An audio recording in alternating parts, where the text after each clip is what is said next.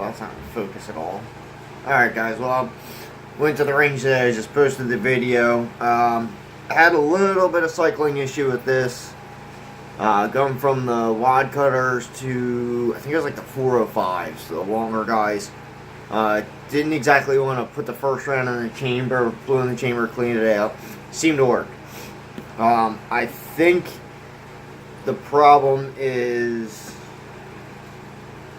possibly powder related. Went to clean the rifle and inspect it, make sure everything's alright. First thing I did, open the lever up, and you see all this stuff here. It kind of looks a lot like powder. Come on. It looks a lot like powder, all this stuff.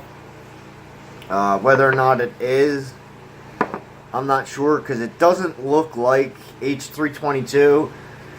H322 is kind of green and cylindrical. This is kind of cylindrical, but it's not green. I can't see the gun making anything like this. Originally I had thought it was brass shavings, but the closer I look at it, the less it looks like brass shavings. It kind of really does look like it could be H322, but usually with unburnt powder or anything like that. Come on, would you please focus? Focus. Usually with powder that's unburnt, it kind of usually, everything I've ever seen looks like the powder as it comes out of the can. I mean, that does kind of look like powder. I guess it is powder. I honestly don't know. I think that's what's causing my issues with going from like a shorter round to a longer round and having stuff sitting in there. I'm gonna have to look into it more and see if I can maybe either bump the charge up in the wad cutters, or put like Dacron or something in there and see if I can get a better burn out of it, because maybe that little wad cutter, the powder is just kind of leveling off in the case and not getting a complete burn, and that's why I'm seeing that. I'm not sure why I'm seeing that. Maybe just H322 isn't good for the lighter stuff. The problem is, I only have a pound of 4198. Aside from that and the H322, those are the only rifle powders I have are 4198 and H322. If I could find an 8-pound jug of 4198 locally, I would absolutely buy it.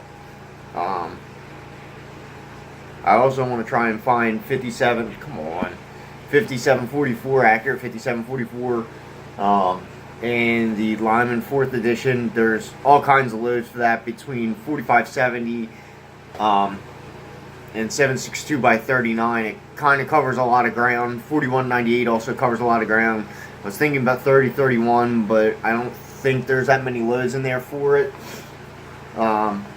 I wanted to just fire up the camera and get people's opinions. This isn't meant to be like educational or anything. It's not the rifle's fault that it was doing that. I think it's something to do with my reloads. I just don't know if it's related necessarily to burn rates, case capacity, or just that powder. I loaded a lot of 223 with H322, and it always worked well.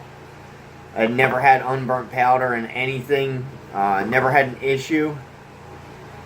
And those cases, I was probably only like, I don't know, maybe 55% case capacity when I would fill them. I think I was only doing like 22 grains of it in 223 Remington, and those are great little reloads.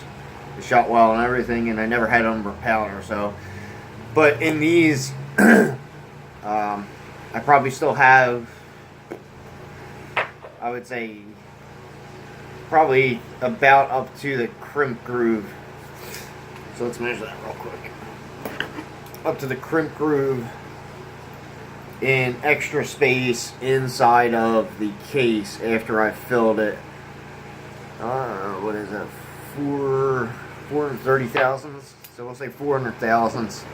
So I'm wondering if that's leaving enough room where the powder's moving around and it's not burning completely, and maybe that's what I'm seeing in the rifle. If I can get rid of that and get the powder to burn completely and not dump stuff back into the action, I think our rifle would absolutely run flawlessly.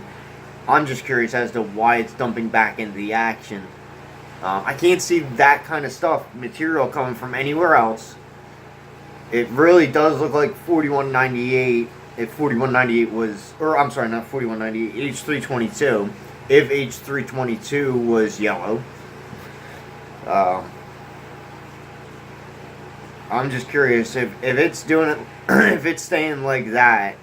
It has to be staying in the case, and when I go to pull the case out, I'm dumping powder when the extractor is yanking it back and I'm running the lever. So I'm wondering maybe if I can just shoot those and run the lever back real slow and pick one out by hand and see if there's still something in the case. Just hold the rifle pretty much like this, eject around and see if there's something in the case down here.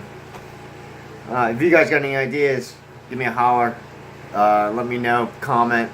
It would be really nice to figure this out, because I would like to use this powder because I have a decent quantity of it and it seems to shoot well. Those wad cutters were, for me, I'm not that great of a shooter, for me they were very accurate, as well as the 330 grainers. I know the loads work and they work well enough for what I would like to do with the rifle, so I'd like to stick with it. If I have to go to a different powder, it is what it is.